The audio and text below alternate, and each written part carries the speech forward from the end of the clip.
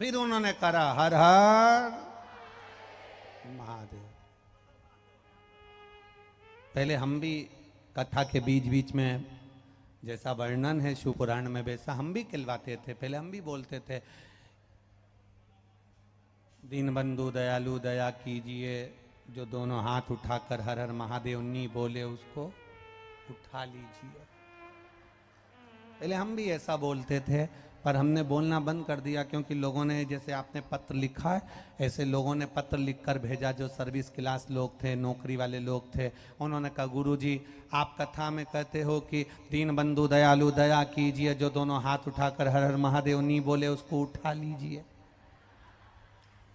हम हेडफोन लगाते हैं, मोबाइल जेब में फंसाते हैं और कथा सुनते सुनते गाड़ी चलाते हैं, और गाड़ी चलाते चलाते आप एकदम बोल देते हो कि जो दोनों हाथ उठाकर हर हर महादेव नहीं बोले उसको उठा लीजिए। तो हमको गाड़ी रोकना पड़ती। अब लोगों को थोड़ी ना मालूम कि हम कान में क्या सुन रहे हैं, और हम गाड़ी रोककर दोनों हाथ ऊपर करके बोलते हर हर महादेव। तो जितने लोग हमारे पास में खड़े रहते हैं वो खुद चक्कर में पड़ जाते हैं, ऐसे कोई देवता तो नहीं आ गए। तो लोगों ने पत्र लिखकर भेजा, आपसे निवेदन है आप ये शब्द मत बोला करो कि दीन बंधु दयालु दया कीजिए, जो हर हर महादेव नी बोले उसको उठा लीजिए। तब से हमने बोलना बंद कर दिया। वो तो आज बिहार में याद आ गई तो बोल दिया, तो बोल, पर बोला करो हर हर महादेव। अब बोला, और जैसे पंडित जी ने बोला हर हर महादेव, इतने में जो देवराज शिव जी के मंदिर में छुप कर बैठा था, जिसके शरीर में ताप हो रहा था, जिसके शरीर में बुखार पड़ रहा था, वो शरीर उसका तप रहा था, और तपता हुआ शरीर लेकर जो बैठा हुआ था, उस बैठे हुए शरीर पर बस उसको क्रोध आ रहा था कि मेरे शरीर में कष्ट हो रहा है और ये हर हर महादेव कह रहा है, मेरे शरीर में रोग हो रहा है और ये हर हर महादेव कह रहा है।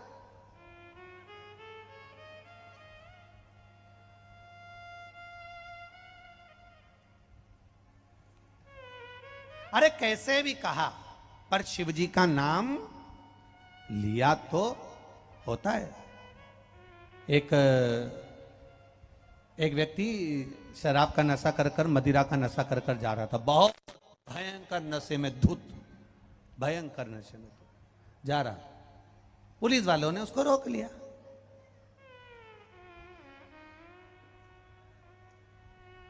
पुलिस वालों ने रोका और पियक्कड़ को पकड़ कर कहा, ये तुम इतनी क्यों पीते हो, शर्म नहीं आती तुमको? पुलिस वाले ने पूछा तुमने इतनी क्यों पी? वो मदिरा पीने वाले ने, नशा करने वाले शराबी ने कहा मजबूरी थी, मजबूरी थी। ऐसी क्या मजबूरी आ गई जो तुमने इतनी पी ली? ऐसी क्या मजबूरी थी जो तुमने इतनी पी? पुलिस वाले ने पूछा। उसने कहा बोतल का ढक्कन घूम गया था। पुलिस वालों ने कहा तो ये मजबूरी थी? व्यक्ति अपने जीवन में ये ज्ञान प्राप्त नहीं कर पाता कि भगवत स्मरण में फल क्या है। कई लोग कहते हैं वो तो भगवान के दरवाजे पर गए होंगे तो मांगने गए होंगे। कई लोग कहते हैं उसकी मजबूरी होगी तो शिव के दरवाजे तक पहुंचे होंगे। किसी ने कहा भगवान शंकर की चौखट पर गए होंगे तो कुछ मांगने गए होंगे। शिव महापुराण की कथा कहती है शिव के दरवाजे पर केवल मांगने नहीं जाते हैं, शंकर भगवान के दरवाजे पर मांगने की जरूरत नहीं पड़ती, शंकर भगवान के दरवाजे पर कुछ कहने की जरूरत नहीं पड़ती। शिव की करुणा कब होती है? शिव महापुराण की कथा कहती है जो शंकर भगवान के कथा में जाने का विचार कर लेता है, जिसके हृदय में शिव मंदिर जाने का विचार आ जाता है, जिसके हृदय में शंकर के मंदिर तक जाने का मन बन जाता है, समझ लो शंकर भगवान की कृपा तो उसी दिन प्रारंभ हो जाती है जिस दिन तुम्हारी चित्तवृत्ति में शिव पुराण आ गई। कोई मजबूरी से शंकर का गुणगान नहीं करता है, कोई मजबूरी से भगवान शिव का स्मरण नहीं करता। उसकी चित्तवृत्ति अगर भगवान भोलेनाथ से लगी है, और यहां जितने लोग कथा सुन रहे हैं खगड़िया के अंतर्गत इस बिहार की पावन धरा पर, मां गंगा के पावन तट पर जितने लोग इस पावन कथा को श्रवण करने के लिए आए हो, अंदाजा लगाकर बैठना कि मेरा देव अधिदेव महादेव, तुम भले तुम्हारे घर से जो बैग लेकर आए हो भले उसमें कुछ नहीं होगा, पर शिव पर भरोसा रखना, मेरा देव अधिदेव महादेव तुम्हारी झोली भरकर जरूर भेजेगा, खाली नहीं भेजेगा। वो खाली नहीं भेजता। उसकी अविरल भक्ति हमारे विश्वास को बढ़ा देती है, हमारी दृढ़ता को बढ़ा देती है।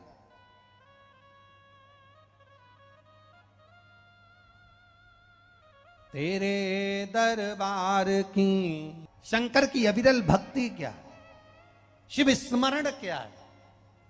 आपने कहा और उसने सुना, आप बस उसके दरवाजे तक गए, एक लोटा जल समर्पित करा और दिल से उसे पुकारा, दिल से पुकारा, सारी समस्या का हल। अब ना तो इसमें कोई ढोंग है, इसमें ना कोई प्रपंच है, इसमें ना कोई छल है, इसमें ना कोई बेईमानी है, इसमें ना कोई कपट है। बस अपने घर में तांबे का लोटा हो, तांबे के लोटे में जल भर लो और देव अधिदेव महादेव को घर का एक एक व्यक्ति प्रतिदिन शंकर के दरवाजे पर जाओ, शिव की चौखट पर जाओ, शंकर के मंदिर में जाओ और शिवालय में एक लोटा जल धीरे धीरे बाबा को समर्पित करो और अपने मन की बात उससे कहकर बस आ जाओ, बाकी का वो संभाल लेगा, आपको चिंता नहीं करनी। ये अनीता देवी ने जो बेगूसराय वीरपुर से आई हैं, उन्होंने लिखा, सारे डॉक्टरों को दिखा लिया, शरीर का चर्म रोग पूरे डॉक्टरों को दिखाया, पर बड़े से बड़े डॉक्टर को दिखाने पर भी जो ठीक नहीं हुआ, वो केवल एक लोटा जल बाबा को समर्पित करने का जो भाव प्रकट हुआ और उस जल का आचमन करने का जो भाव हुआ, उसने ठीक कर। इसमें ठीक हुआ आपका विश्वास, इसमें ठीक हुआ आपकी दृढ़ता, इसमें ठीक हुआ आपका भरोसा।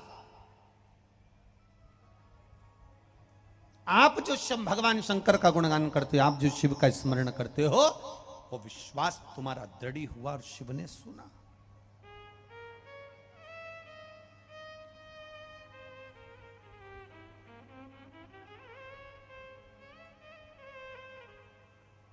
देवराज शिव के मंदिर गए, शरीर में ताप पड़ा तब गए, शरीर में कष्ट पड़ा तब गए, शिव के द्वारे गए पर शरीर में ताप पड़ा, शरीर में कष्ट पड़ा तब गए। बुलाता है भोलेनाथ, मेरा शिव, मेरा शंकर, मेरा उघड़दानी, मेरा त्रिकालदर्शी, मेरा कैलाशी, मेरा विनाशी बुलाता है।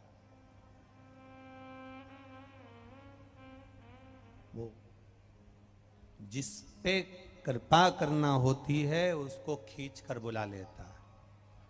आप लोग जितने लोग कथा में आकर बैठे हो ना कहीं मेरे देव अधिदेव महादेव की कृपा आप पर होने वाली होगी, इसलिए उसने आपको खींच कर यहां बुलाकर बिठा लिया। बोल बम का नारा है, उसने खींच कर बुला लिया यहां तक। उसकी कृपा थी, उसकी करुणा। ब्रह्मलोक में भगवान विष्णु वैकुंठ लोक में, भगवान शिव मृत्यु लोक में, पृथ्वी पर देवता मेरा देव अधिदेव महादेव, इस भूलोक का, पृथ्वी का, भूमंडल का, इस संसार सागर का अगर कोई देव है तो वो देव अधिदेव महादेव है। कहा, किसी ने भगवान शंकर से पूछा, क्या तुमको वैकुंठ अच्छा नहीं लगता? क्या तुमको इंद्रलोक अच्छा नहीं लगता? क्या तुमको देवलोक अच्छा नहीं लगता?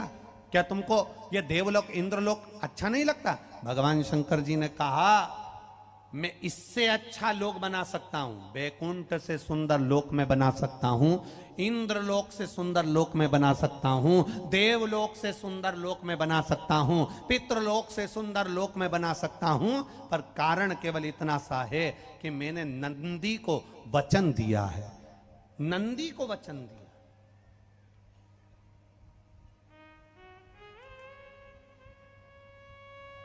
एक बार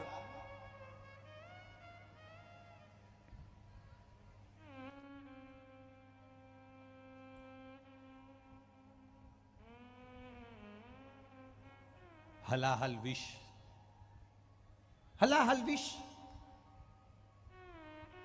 शिव के पास देवता लेकर आ गए। जरा ध्यान देना कि लोग नंदी की पूजन क्यों करते हैं, शंकर जी के सामने नंदी क्यों होता है, क्या कारण है भगवान शंकर जो पृथ्वी पर हैं, क्या कारण है भगवान जो पृथ्वी के देवता हैं, क्या कारण है भगवान जो मृत्यु लोक में रहते हैं। क्या उनको इंद्रलोक में नहीं रहना था, क्या उनको वैकुंठ लोक में नहीं रहना था। पर भगवान शंकर भी एक अच्छे लोक को बना सकते थे।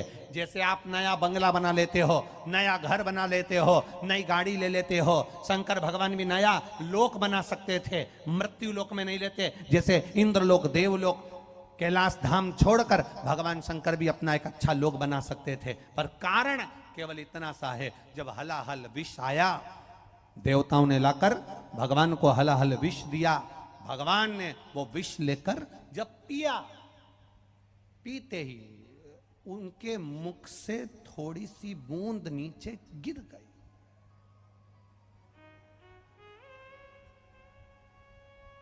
बूंद नीचे गिरी और सांप बिच्छू ने उस बूंद को चाट लिया। अब सांप बिच्छू ने बूंद को चाटा तो वो जहरीले हो गए। इतनी देर में नंदी ने क्या देखा कि शंकर भगवान ने जो विष पिया था, शिव जी ने जो विष धारण किया था, उनके मुख से लगातार राल, शंकर जी के मुख से विष की राल नीचे टपक रही।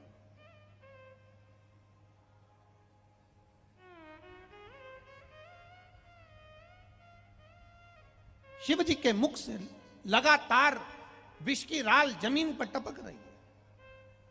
अब ना उसे सांप चाट रहे हैं, ना उसे बिच्छू चाट रहे हैं, क्योंकि इनने तो पिया और जहरीले बनकर चले गए।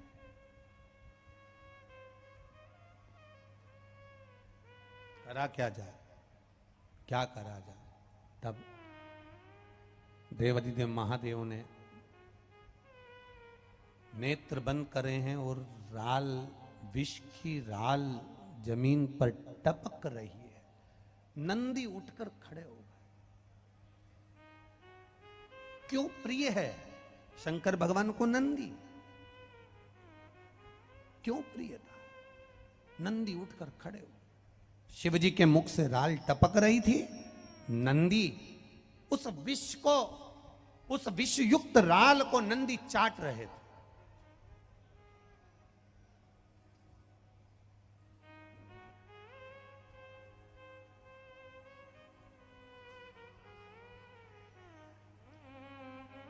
उस विषयुक्त राल को नंदी चाट रहे, और नंदी जब चाट रहे थे, चाटते चाटते चाटते चाटते उस विष को जब शरीर में नंदी के गया, नंदी को भी चक्कर आकर नंदी पछाड़ कर नीचे जब गिरने लगे, तब शंकर भगवान के नेत्र खुले और नेत्र खुलकर उन्होंने नंदी को आवाज लगाया, नंदीश्वर, नंदीश्वर, नंदी, हे नंदी आओ दौड़कर। नंदी दौड़कर आया।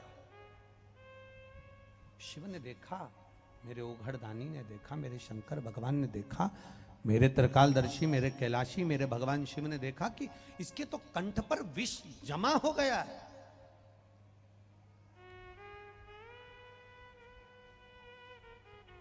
इसके कंठ पर विष जमा हो गया। शिव जी ने नंदी के गले का स्पर्श करा, हाथ फेरना प्रारंभ करा, और जैसे जैसे शंकर भगवान नंदी के गले पर हाथ फेरते गए, हाथ फेरते गए, सारे जहर को भगवान शंकर ने हाथ के स्पर्श से खींच लिया।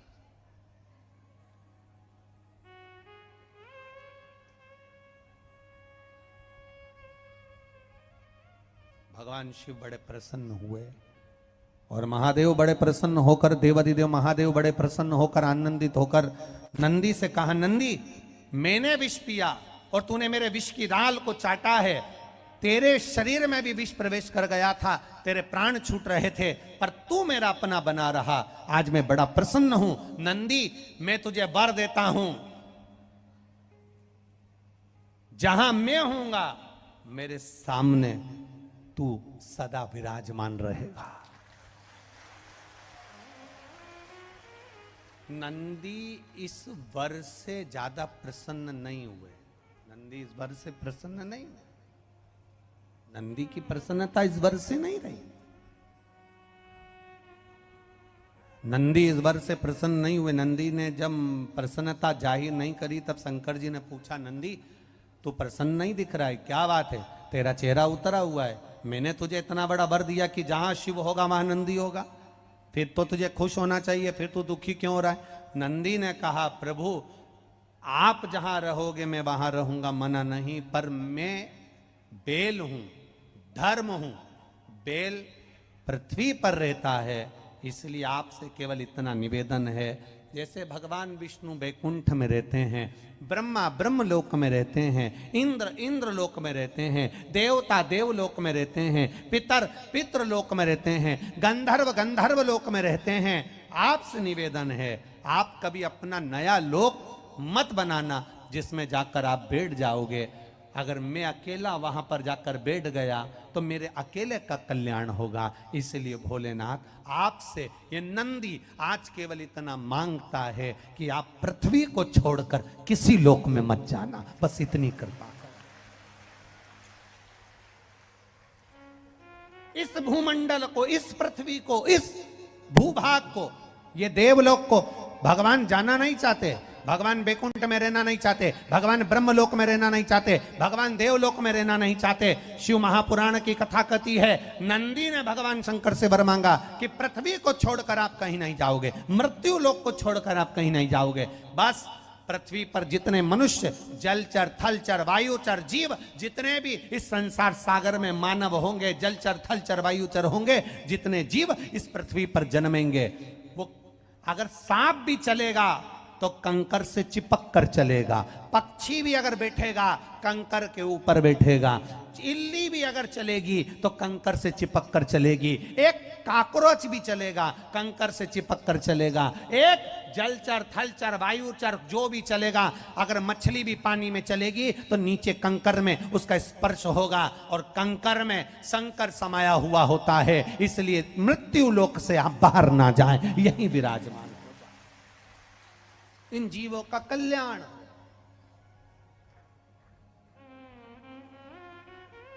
कई लोग कहते हैं, गुरुजी ऐसा शिव महापुराण में क्या है जो इतने लोग कथा सुनने आते हैं और 3 महीने के अंदर बाबा ऐसी कृपा कर देता है कि कथा वाले जजमान, ये गोस्वामी जी आज कथा करा रहे हैं, हम इनसे कहेंगे आप कथा करा रहे हो, बाबा कथा करने के लिए आपको प्रेरित करा।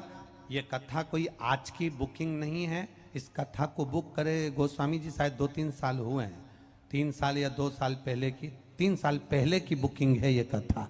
अब 23 में कथा हो रही है तो ये मानकर चलिए 2019 में या 2020 में इस कथा को बुक किया गया था, तब जाकर ये खगड़िया गांव में यहाँ कथा 3 साल पहले बुक करा, तब जाकर।